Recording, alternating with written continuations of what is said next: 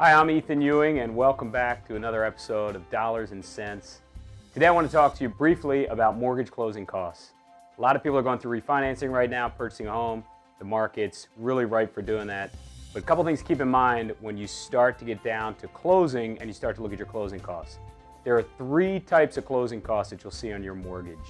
One is what's called prepaid, and those are going to be items like prepaid interest, things that you can't avoid.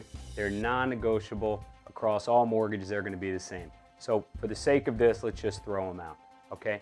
The second is going to be third-party fees. Third-party fees are going to be things like title fees, escrow fees they call them, appraisals, document prep, title fees, title exams rather, title insurance.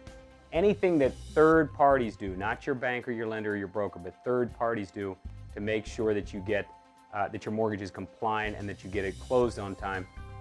Throw those out too, because those are going to be consistent across the board with all mortgages. The last one is one you want to focus on, and these are really generally referred to as origination fees or origination charges.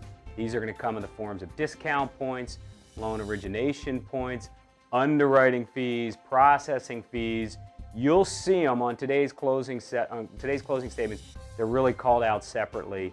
You'll be able to see what these are. They used to be called junk fees, but there's a reason for these fees. Banks have to make money.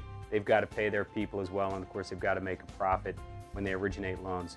So those are the fees that you really want to focus on. You look at your interest rate, then you look at your origination fees. You may have origination fees that total $3,500.